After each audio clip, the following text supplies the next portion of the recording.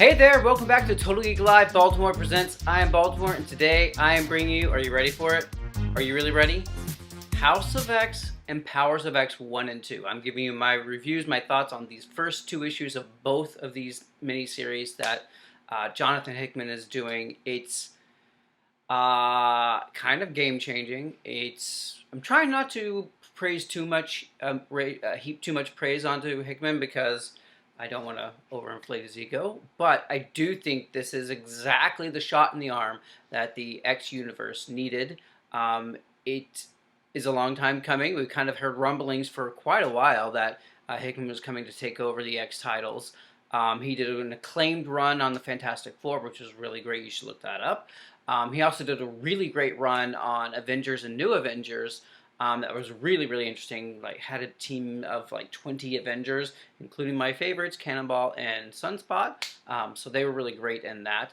All leading up to the Secret Wars, which basically killed off the Ultimate Universe and the 616 universe, and now they came out with a new Marvel Universe Prime. Anyway, beside the point.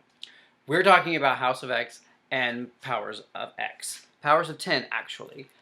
These are the two awesome covers that go together. And we're doing it right. There we go. Incredible. This is really great. It's so interesting, and I like Jonathan Hickman. I think he's really, really smart and cerebral, and I like the way that he approaches comics. They always kind of have a larger, grand scheme, and there are things that even pay off from back in the Fantastic Four and in the Avengers, New Avengers. So it's kind of really great to see this kind of overarching master plan, so to speak, which is really, really fun. So this is 6 issues. I'm tackling the first 2 issues of both. That's House of X 1 and 2 and Powers of 10 1 and 2. And for this segment, we're doing House of X, Powers of X, House of X, Powers of X.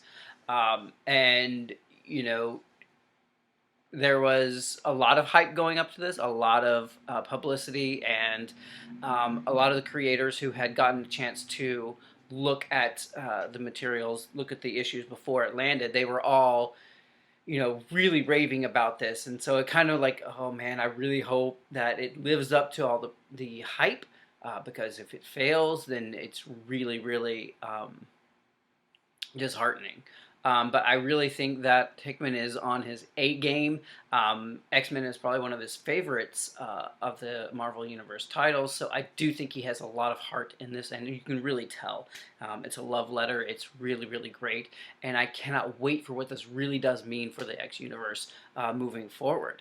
So it's really awesome. We start with House of X number 1, and it's kind of... I read it, I think, 3 times just to kind of get the whole kind of effect of it. He does a lot of stuff with infographics, so there was a lot of that in there, which I really kind of appreciate because it gives a lot more depth to the work, where you don't have to actually explain it in the actual artwork story. So I think that was kind of a great thing that he does, and I think it really benefits this story. Because there's a lot of stuff going on, a lot of stuff that you kind of have to need to know, and then kind of what you understand. So House of X is basically a reboot, rebirth, relaunch. It's kind of up in the air at the moment to really say what it actually is. But it's basically a brand new launching point for the X-Men. You can definitely count on that. So there are 2 titles, House of X, and then Powers of X, which is actually Powers of 10, which is kind of a neat little thing they're doing. They're doing it on the 10 times tables, basically. So it takes place in year 0, year 10, year 100, and then year 1000. So that one is a lot more varied in the storyline because there's a lot of bouncing between the time periods, which is interesting, but you get a little confused about what you're actually reading, where it falls into place. And of course, you know, once we get the entire thing, we'll have a better understanding. And I'm being patient, and thank God these 6 issues are going to be released over 3 months. Actually, 12 issues, 6 of each of the titles. So there's not a lot of waiting, which I think was a really great move on Marvel's part because the waiting would have been infuriating. At least we get a week between issues so we can digest, and it's really incredible. The art is amazing on both titles, top notch. It's really incredible. The level of detail, the really A game level here, writing and art. So you have to pick it up just for those. I really appreciate it. So Moira Mactaggert, the Scottish scientist, mutant geneticist, um, is back. And we're trying to figure out how this is happening. She has a conversation with Charles Xavier, and she tells him it's not a dream if it's real. And Charles Xavier is all about his dream of peaceful coexistence between humans and mutants. And of course, the diametrically opposed by Magneto, who thinks mutant superiority, supremacy.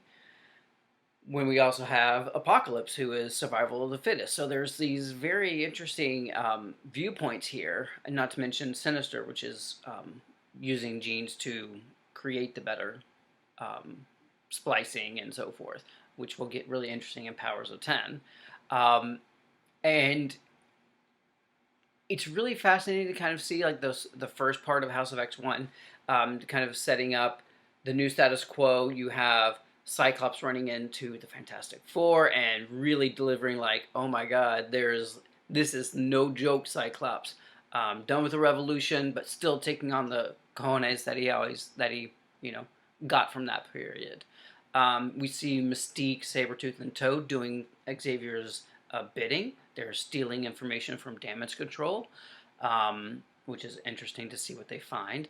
We find out that mutants, basically it starts with, humans of the world, while you slept, the world changed. These are the words from Charles Xavier. And it is absolutely true. Krakoa, who was famously seen in Giant Size X-Men #1, which introduced the world to the all-new, all-different team. In that story, he stole the X-Men using their mutant energies to feed himself. Well, now he's certainly being reimagined, and Krakoa is the mutant paradise, mutant island nation, and it is pretty incredible. There is their own language of Krakoan, which every mutant knows, which is kind of cool. That Hickman was kind of talking about mutants as a fully developed community with their own language, their own fashion, their own art, and he's really doing it. He's really making good on those promises, which is really exciting.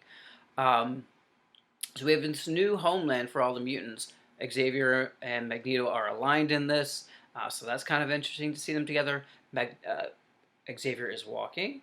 I don't know exactly how this fits into the Astonishing X-Men run that we just had, where Xavier came back to life and is inhabiting Phantom X's body. I don't know if that's still a thing now or not, but we do have the creepiest to date, to me, my X-Men utterance from Charles Xavier ever you've seen.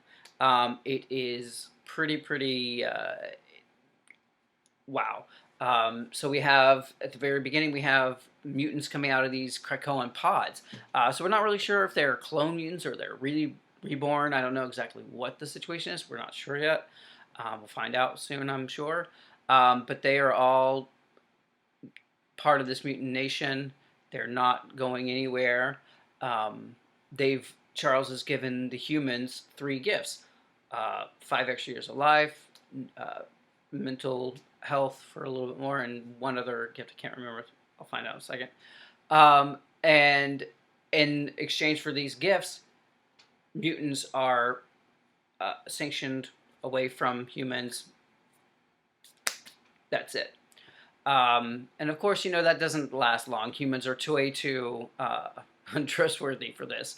So they've set up their own Soul's Hammer. From the remnants of Soul's Hammer, they're making a mother mold, master mold situation.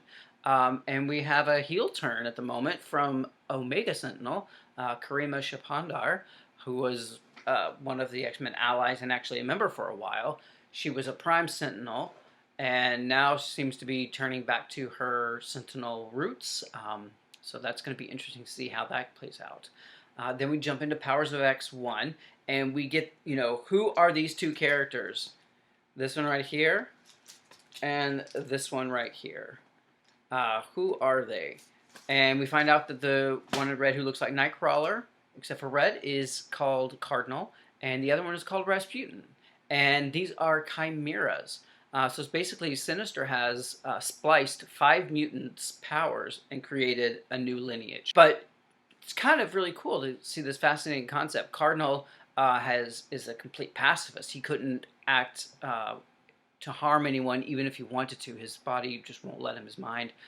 So that's interesting. So Powers of X jumps, a couple to year 100 when they're trying to salvage, this piece of information that they've been running for. It's basically sort of like a Days of Future Past scenario. And they go back to the only 8 remaining mutants that are left on Asteroid K, which look like a really old Wolverine. There's this like plant guy, maybe Krakoa.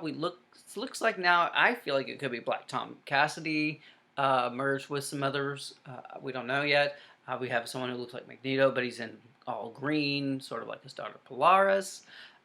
So there's interesting to see, who's going to round out this team of 8. Mutants have been kind of decimated around the world, galaxy even. And then we come to House of X2, and mind blown. I mean, it's status quo changing. It's really fascinating. I mean, the implications are really incredible. By now, you already know that Moira is an actual mutant, and her power is reincarnation.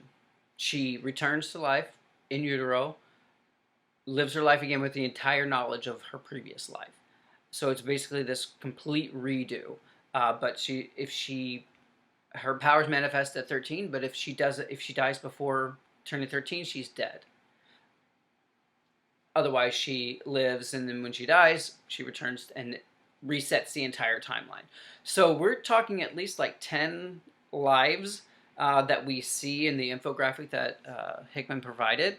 It's really fascinating, and we have some really great brutal moments between Mystique and Destiny and Pyro, and it was incredible. And Destiny, who can see the future, has told her you have 10, maybe 11 lives if you do things right.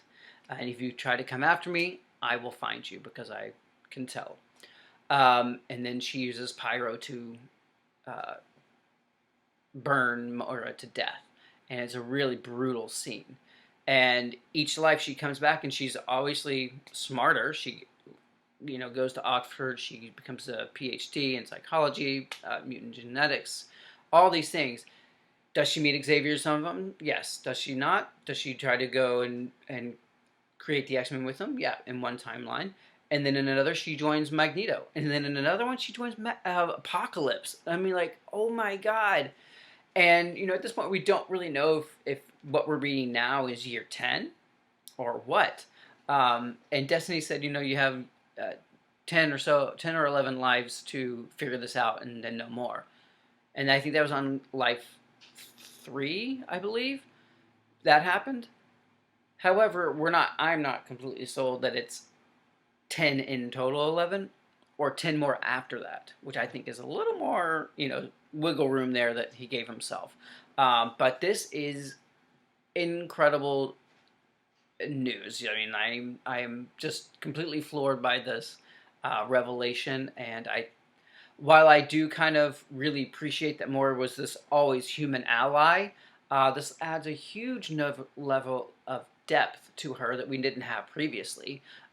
It does have a little wrinkle of she was dead in the first human victim of the legacy virus in the early 2000s, killed by Mystique, actually. And now it's claiming that that's a she or a golem, that she faked her death because of, reasons. So what is the exact truth? I don't know yet. But we're going to find out soon, hope. But I don't know what to think about it all. I'm glad to see her alive. I think she's really fun, and I think this kind of iteration of her is really fascinating. It makes a lot of the older stories go back and you read, and you're like, oh, now you have a new kind of understanding of them. He said that this is not an alternate timeline. He said this is not a time travel story, although there are time travel elements here with the powers of 10 years, 100 years, 1,000 years elements. So we're not quite sure exactly, but I'm really, really intrigued and can't wait to see what's next. So then we have Powers of X 2 of 10 as second issue. And I have to admit, the Powers of X, Powers of 10 series, I'm not super enthralled with. I think it's interesting, but it doesn't compare at all to House of X. So we get a lot more information and feedback about who they're actually working with. The X-Men that are surviving are working with Apocalypse. So that's kind of interesting to see, strange bedfellows and so forth, who they ally with. And we're going to get a lot more revelation. The second issue of Powers of X was, especially after the monumental House of X 2, you're like, oh, Powers of X. And then it's just kind of like, it's good. It's very interesting. There's a lot of story in there. And a lot of elements from previous X-Men stories that are being brought up, which is really great. I love that about Hickman using continuity to enhance the story and to give it a little more depth and color. So I think that's really great. But overall, I'm really excited about where this takes the franchise. Come October, we're going to get a brand new launch of, I think, 6 new titles, so that's really exciting. But right now, I'm in House of X and Powers of 10, No Way Out, and I'm going to keep bringing you more of this. But I want to know from you, what do you like about it? What were your first impressions of the first 2 issues?